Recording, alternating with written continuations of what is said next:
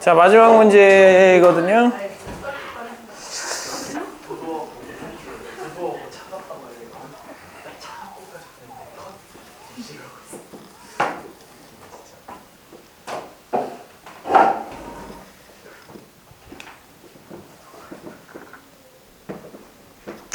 자, 다음 문제는 133페이지에 20번인데요. 자, 일단 이 20번에는 기본적으로 그림을 구분해서 제대로 그릴 수 있느냐라고 하는 능력을 먼저 물어보고 있어요. 당연히 값의 대소관계에 따라서 그림 잘 그릴 수 있어야 되겠죠? 자, A가 B보다 크다라고 돼 있으니까 사실은 B의 X제곱을 먼저 그리신 다음에 얘를 Y축에 대해서 대칭 이동한 거잖아요. 그래서 A의 X제곱하고 B의 X제곱을 사실 먼저 그려주셔야 돼요. 그래서 A의 X제곱, 그 다음에 B의 X제곱인데 B의 X제곱은 이렇게 그려야 되겠죠. 자, 이렇게. 자, 이거를 대칭 이동시킨 거니까 노란색 그대로 대칭 이동시켜 주시면 B의 X제곱이 되는 것이고요. 자, 얘는 B분의 1 X제곱이 되는 것이고요. 자, 요거는 지울게요, 그냥. 그냥 내비둡시다, 이렇게. 이렇게 관심을 끌고 싶어요? 이렇게? 어그로 보이.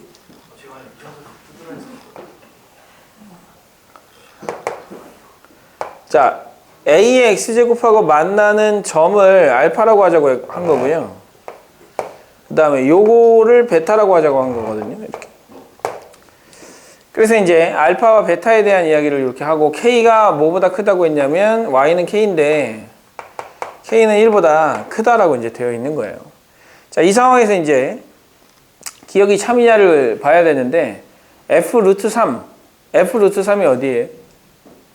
이게 fx인데 ax제곱이 이건데 하얀색이잖아요. 루트 3, 루트 3을 집어넣으면 돼요. 그럼 루트 3을 넣었을 때 값하고 그 다음에 마이너스 루트 3을 집어넣었을 때 값하고 그러면 루트 3이 여기라고 치면 여기에 마이너스 x제곱 되는 걸 생각하시면 되는데 사실은 요걸 생각하시면 돼요. 요거에 그대로 대칭 이동한 점은 아마 이쯤 될 거예요. 마이너스 루트 3은 여기 있을 거거든요. 그럼 마이너스 루트 3을 집어넣으면 f의 루트 3을 집어넣은 거랑 비교했을 때 당연히 f 루트 3이 더 클 거예요. 그래서 기억은 참이 되겠죠. 자, 이거는 아까 전에 얘기했던 그 1번 이야기를 하고 있는 거예요. 아주 기본적인 성질이죠. 예. 그래프를 대소관계에 따라서 어떻게 그리느냐에 따라서 이렇게 이제 생각할 수가 있고요. 자, 두 번째는 저 두 번째 식을 여러분들이 풀어주셔야 되는데 저 두 번째 식을 풀기 위해서 어떻게 해야 할지를 한번 생각해 보세요. 최대한 이제 기울기로 접근을 하는 게 좋은데요. 베타의 절대값에 A의 알파 제곱에 베타를 이쪽으로 끌고 오면 이렇게 되는 거고요. 그 다음에 마찬가지로 저기 있는 저 알파 있는 요거를 이쪽으로 끌고 오면 알파의 절대값에 B분의 1의 베타 제곱 마이너스 알파가 되는 거거든요. 그럼 이제 알파와 베타를 끄집어내서 이렇게 만들어낼 수가 있어요. A의 알파 제곱 마이너스 1, 그 다음에 알파의 B분의 1의 베타 제곱 마이너스 1이라고 볼 수가 있는데요. 자, 원래 알파는 알파랑 놀아야 되고 베타는 베타랑 놀아야 돼요. 따로 노는 게 아니에요. 그래서 이렇게 나눠주세요. 이렇게 나눠주세요. 자, 나눠주시고 난 다음에 A 알파 제곱은 1보다 크거든요. 왜? 이 값이 A의 알파 제곱이며 B분의 1의 베타 제곱이거든요. 그죠? 그래서 얘는 0보다 크니까 얘는 절대값을 씌워도 똑같죠. 양수니까. 이렇게. 그럼 이제 여러분들이 어떻게 분석을 해주시느냐? 알파 빼기 0분의 A의 알파 제곱 마이너스 1의 절대값하고 베타 빼기 0분의 B분의 1의 베타 제곱 마이너스 1하고 비교를 해라 라는 거거든요. 지금 이렇게 되어 있으니까. 이건 뭐랑 뭘 비교하는 거냐면 알파 콤마 A 알파 제곱과 0,1을 연결하는 기울기의 절대값이에요. 그러면 0,1은 여기 있으니까 알파 콤마 A 알파 제곱 요거잖아요. 요 기울기의 절대값 하고요. 그 다음에 마찬가지로 얘는 베타 콤마 B분의 1의 베타니까 요거잖아요. 이렇게 연결을 해주는 거죠. 그러면 이 하얀색 직선의 절대값이 크겠어요? 빨간색 직선의 기울기의 절대값이 크겠어요? 하얀색 직선의 절대값이 크겠죠? 네, 그래서 참이 되는 거죠. 이렇게. 이것도 이제 마찬가지로. 네. 2번에 해당되는, 3번에 해당되는 내용이라고 보시면 될 것 같고요.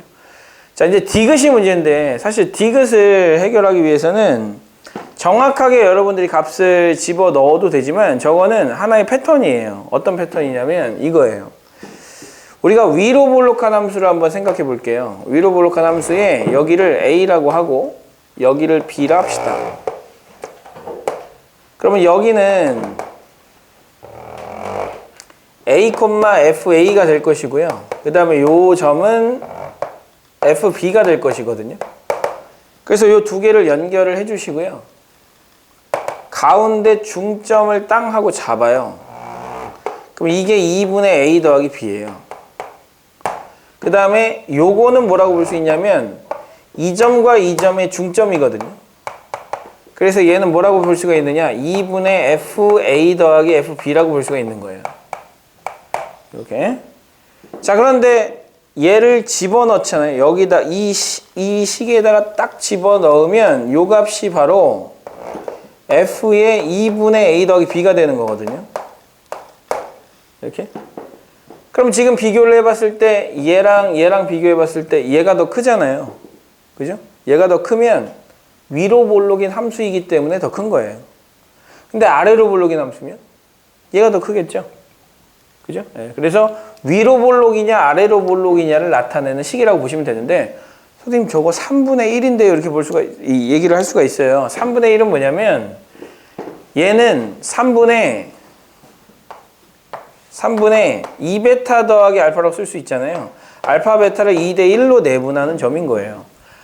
그러니까 결과적으로 A, B를 2대 1로 내분하는 점이 있을 거 아닙니까? 요거를 뭐라고 쓸 수 있냐면 3분의 2B 더하기 A라고 쓸 수가 있고요. 마찬가지로 요거에 대한 값은 F의 3분의 2B 더하기 A인데 이거를 3분의 1 A라고 쓸 수 있겠죠. 그 다음에 3분의 2B라고 쓸 수가 있을 거고요. 이렇게. 그런데 요 점을 한번 생각해 보라고요. 요 점. 요 점은 뭐냐? 얘와 얘를 자 A와 FA와 FB를 똑같이 2대 1로 내분한 점 아닙니까?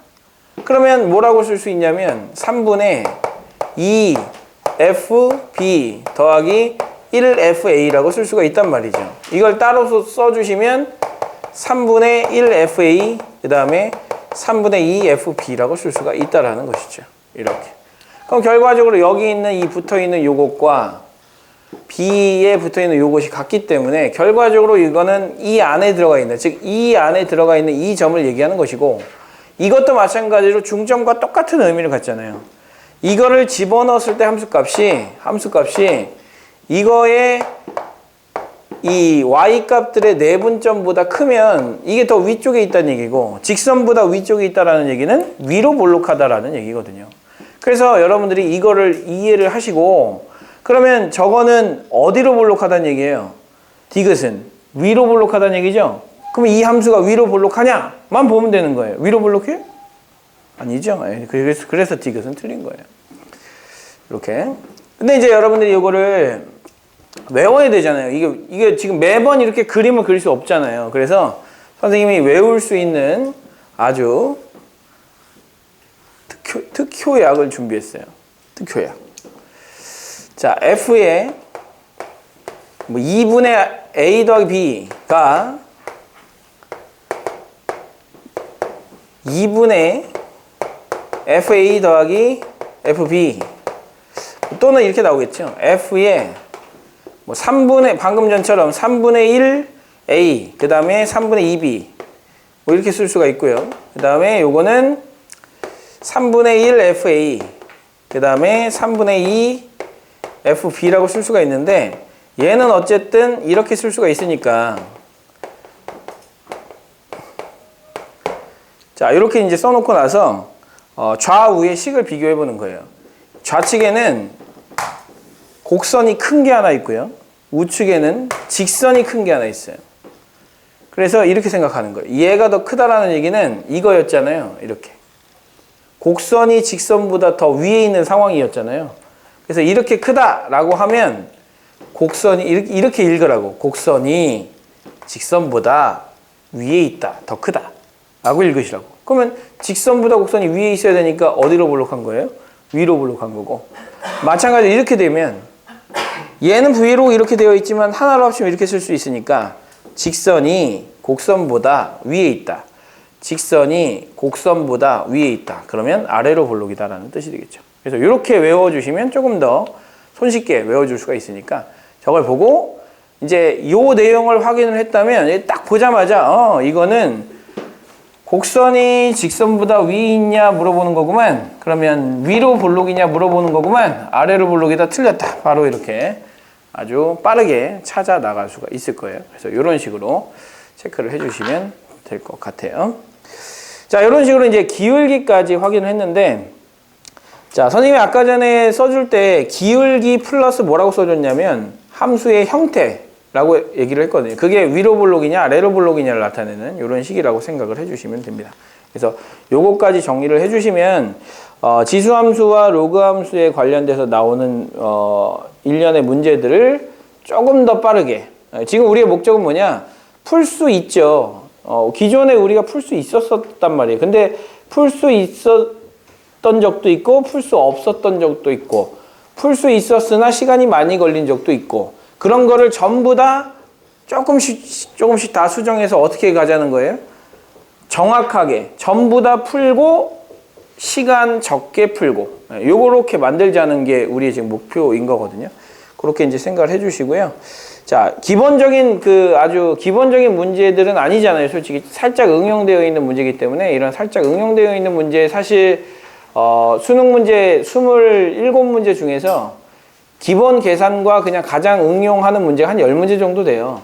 그럼 한 17문제 정도가 기본 패턴에 의해서 나오는 문제인데 그 중에서 한 기본 우리가 패턴 한 30개 정도만 가지고 있어도 충분히 그거를 접근하는데 어려움이 없이 접근을 할 수가 있을 거란 말이죠. 그래서 이렇게 좀 정리를 해주시고 자 20번 문제도 이제 마무리해 주시면 될 것 같고요.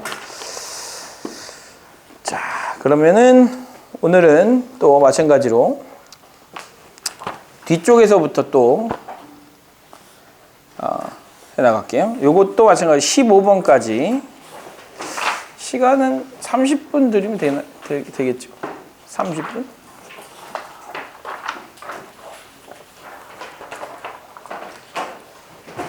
자, 지금 13분인데요. 30분 동안 43분까지 이게 조금 버겁거든요. 이게 좀 버거운 거를 해보세요. 해보세요. 그 시간 안에 할 수 있어야 돼요. 책 반납할게요. 책. 예? 안 가져온 사람들이거든요. 아, 이게 누구 책이었는지 모르겠네. 큰일 났네. 하나는 내 책이고.